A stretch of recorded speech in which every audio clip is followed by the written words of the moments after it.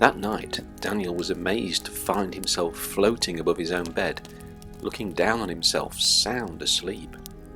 "Hello," said Gorth, floating alongside him. "Well, this is a bit of a turn-up. Where are we?" "This is my room. That's me." There was a nightlight that was gently illuminating his safe space bed. "I think you finally made it to Derby, Gorth." "Great. So what's all this stuff?" Gorth pointed to the equipment by the side of Daniel's bed, ready for the morning. "Leg braces, wheelchair, that takes me to school, back brace, this is my hoist, that's to take me into my bath." "Wow, you need all of this?" Gorth took in the sheer amount of equipment in the room. "Yeah, in normal life I do." Daniel turned to float towards the window. "When you are around, no I don't." "Your mum and dad do all this for you? Move all this stuff?"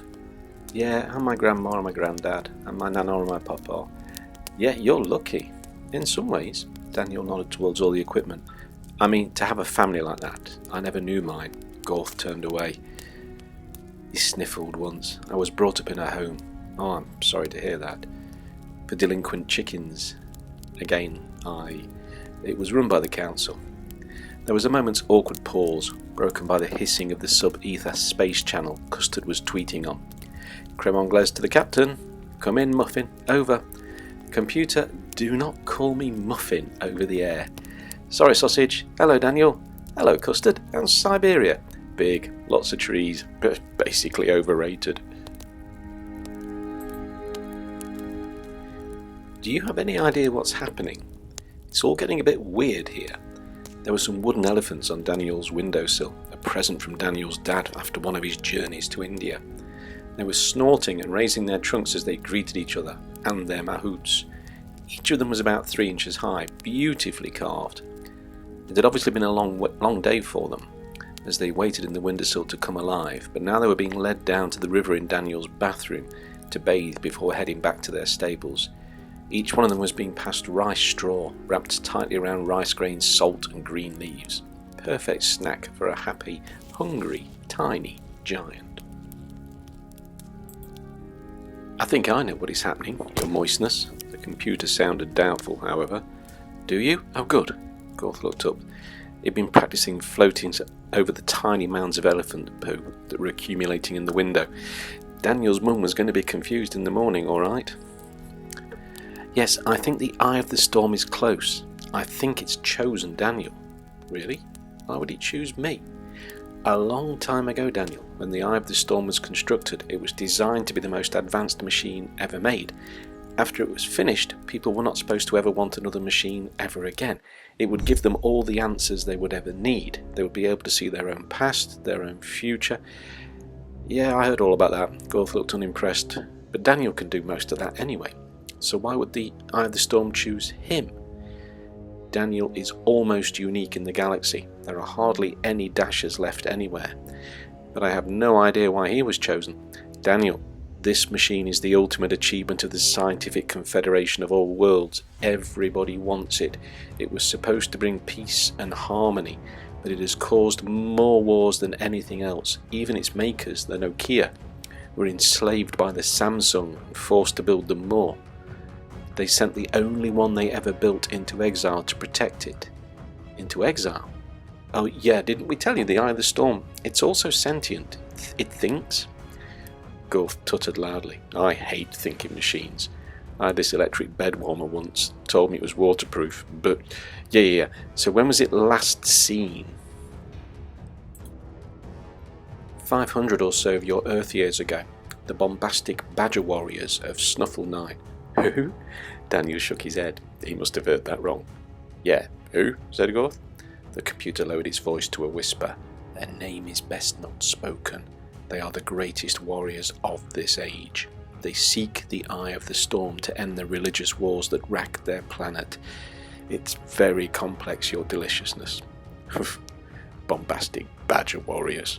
Never heard of them.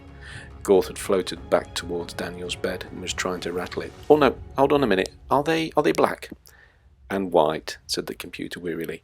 "And they brag a lot about being great warriors."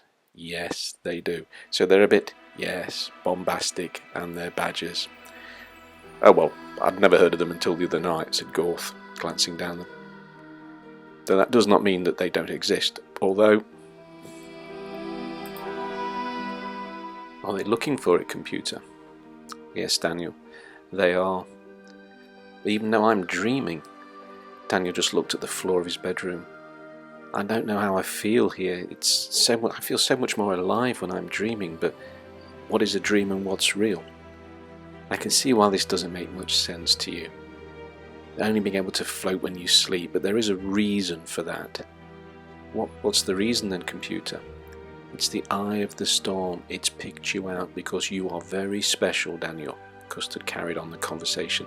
In fact, all but unique. I am. Oh yes, you're a very precious boy indeed. You are, as we said, a dasher. That news should shake him up a little bit, but even Custard noticed Daniel didn't seem that impressed by it. Custard? Daniel decided to ask the ship's computer the question that had been puzzling him. You keep calling me a dasher. Does that mean I'm one of Santa's reindeer? Who? Gorth looked puzzled. What's he talking about, Custard? Daniel is talking about Santa Claus, aka Father Christmas, your globuleness. He's a known persistent burglar, constantly breaks into human dwellings at the coldest time of the year. Oh, he sounds like a bad one. He certainly is. Oh, no, you don't understand. Daniel tried to stop them. They had this all wrong. They were trying to frame Santa. His accomplices are a rum bunch as well. Quadrupeds, whole gang of them. One of them got a bright red nose, must have been fighting. He's obviously the leader. I'd steer well clear of all of them if I was you, Custard tuttered. Known all over the planet. Obviously they've been doing this for years. Wow, I'm sorry about comparing them to you, Daniel. No wonder you looked a bit alarmed. No, Santa is... Don't you stick up for him. Don't worry though, if he comes round here again, we'll sort him out. Daniel nodded towards the trousers he was not wearing, where a space blaster pistol would have been if he had a body. Single shot, straight between the eyes. And he'll be running nobody else's non-denominational winter festival ever again. You really don't understand. Daniel decided to give up, however. It was highly unlikely that Gorth would get the chance to shoot Santa in a central heating flue. But just so you know, he's a crack shot with a mince pie. Crack shot, you say? Deadly. When's he due? Christmas Eve. He won't be here for months. Good. I'd obviously told him. Gorth made a mental note to be off the planet by the time the Wizard of Oz came on the television. Definitely before the King and I. So what did you say I was again? A Rudolph? A what? Custard sounded bemused. No, a dasher. All over the known galaxy, there are only a handful of beings like you. Your body can be in one place and time, but your mind can be in another. Is that what my body is like it is? Daniel pointed back towards his sleeping self. It was strange to see him like that. He knew that upstairs his mum and his dad were sound asleep as well, waiting for the morning to come, and his other life to start, his real life. Partly, said Custard. Great gifts come at great costs. But you are not dreaming, not necessarily so. I know what you are thinking though. Gorth puffed his stomach out to its full, rather worryingly large extent. You're thinking that I'm a message sent for your own subconscious. No, I'm not, but yet you are. That I represent the hero that you long to be. Gorth bowed again and sucked his stomach back in. It really did have a life of its own. But you see, that would have to be a lucid dream. What? Lucy who? No, a lucid dream. In a normal dream you cannot control anything. Reality can become seemingly weird. What, like meeting a blue alien who's misplaced his body and is being chased by a being of ultimate evil who's called Shirley? Daniel raised his eyebrows. My imagination is not feverish enough for that. You should meet my dad. Gorth nodded ruefully. He knew a little bit of how Daniel was feeling. When he'd been at school, two of his teachers refused to believe that he was actually a real person. They'd even marked him absent from all of his lessons and started calling him Figment. He'd got his own back though. The day he had left St. Rumbelows home for the decidedly naughty, he'd fitted spring-loaded boxing gloves in the bowls of all the teachers' toilets. One of the form masters had subsequently been hospitalised. Two of them had left that school forever, and one had emigrated to San Francisco. There is a pool of memory, Daniel, It's called the collective unconscious. It's the stream of all human memory. You are a dasher, and you can utilize that. You can dip in and out as you want when you dream. It is a unique gift. So that's what makes you unique. All of you can dream, but only a handful of you can see the dreams when you were awake. Even less can travel within them. You are one of those handful of people. Is that what this is then? Asked Daniel. A dream, but somebody else's? No, said Custard. Not somebody else's. Everybody else's. That is why it's so difficult to control. Add in the eye of the storm, a space-time machine, and just about anything can happen. So why am I here? Daniel pointed to his bedroom. I mean, if you were right and I can go anywhere at any time, why am I in my own bedroom? He had a point. Even Gorth had to agree. If you could travel anywhere that humans had ever been at any time, why would you come to Derby? Oh, that might be my bad. Gorth grinned alarmingly, revealing his jet black teeth. That really was disconcerting. Daniel was going to have a word with him about those. It was like talking to a moving coal scuttle, dressed a little bit like your gran, and wearing a hat made from a startled cat. So, what have you got to do with it, Gorth? Well, I say me, but I mean her. Shirley? Gorth shuddered slightly. Shirley Sebassetti, she who must not be named. Yep, but you just... Please, Daniel, this is going to be difficult enough without you constantly finding flaws in the plan. I think it's better if I do the thinking. Gorth tried to scratch his ear and just pushed a finger straight through his transparent head. Is that wise? I am picking up an anomaly, your stretchiness. His sleeve spoke again. Daniel was definitely going to ask him how he did that. His sleeves remained stubbornly silent. Custard was not able to make direct contact with him at all. Where? Not far from your present location and in your present timeline. Daniel? Yes, Custard? Is there anything near where you live that radiates power of a subspace variety? Anything that has been constantly worshipped? Anything that people gather round and venerate and have done for years? In Derby. Yeah, it's got to be close to where you are and when you are. So think hard now. Is there anything that catches your attention?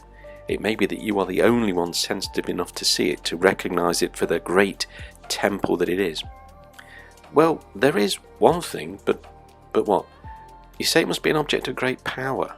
Well, I've seen the sign. It says that it's maintained by the Highways Agency. But my dad says it's magic. Every time we go past it, he calls it the Magic Roundabout. Sounds perfect. Custard was sure Daniel was on the right track. Even the name was perfect. Where is it? Allenton, in front of the co-op. Doesn't sound very magical or very temple-like. Do you know where it is, young Daniel? Oh yeah, I go past it every day on my school bus. Right then, Gorth, follow Daniel. Hold on. Gorth was standing with his arms folded, or they would have been folded if he had any arms. Instead they just kind of drifted through his bodies. I think you will find I'm in charge. What is my title? Captain. And what is your name? Custard. So, really, who do you think should be giving the orders? Well, exactly. Me. So this is the plan. I'll follow Daniel until we get to the co-op. Tell me again what the co-op is. It's a shop. Good. Okay, when we get near this so-called shop, we can... that is Custard. You can... Custard, if you carry on the briefing, I've just got to do my laces. Yes, sir, Mr. Cunning, sir. Good idea. Luckily, Gorth was bending to tie the laces on the shoes he didn't have, the shoes that he was not wearing on the body that he didn't have, so the irony travelled directly over his head. They floated out through Daniel's bedroom window and into the cool of the night. From the houses all around the square, Daniel could make out the fuzzy forms of people's dreams. Some were walking through sunny meadows, some were being chased by tigers with 2 heads and even more tails. It really was strange what people saw when they dreamed. Custard? Can I ask you a question? Of course, young Daniel. How many dashers like me are there? Well, not that many. Why not? You were outlawed. That's not very nice. Well, it's not. They'd floated all the way down Chelliston Road and arrived at the Spider Bridge, straddling the Derby Ring Road, leading to Harvey Road and the M1 to the left, and Osmiston Road and the A38 to the right. It was one of the main intersections in Derby. The bridge had been put up in 1971 and was an icon to the design of that era.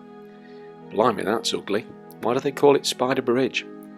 8 legs going off in 4 directions. Spiders have 8 legs? Custard, do spiders have 8 legs? They do on this planet, your crestfallenness. And they live in plug holes, Daniel added. They come up and run around the bath. My mum shouts a lot and gets my dad down. What does he do? He shouts a bit more and puts the kettle on. What, they like to drink tea? Yeah, they're weird here. Next you'll be saying they can't drive heavy machinery. Not on this planet, your jubilation. In fact, here on Earth, their mortal enemy is a machine called a Dyson. Fascinating. Tell me, Daniel, why does your father think this island is magic? Oh, he says it reacts to him. Every time he drives past it, the traffic backs up, slows him right down. He's always late for work. I think we might be in the correct place this time.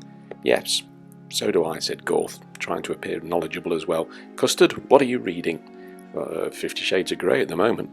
No. What are you reading from the site? Oh, yeah, see what you mean. Oh, now this is interesting. There are very high levels of metro tricycline. Right, so what is that? It's an industrial flow lubricant for a personal transporter. There are also very high levels of bathordine and nucleotidic dioxidimone. They help form bond pairs on steel linking. Plus there are critical levels of acetic acid and sodium chloride. What does all that mean? Gorth was scanning the area under the bridge. Expect anything now. That was the only option. Sounded like someone was planning something very high-tech around here. Perhaps another intergalactic assassin utilising some form of matter transporter? Not really, said Custard. It means that is being locked up, while its owner has gone for a quick cigarette after some chips. Not very magical then.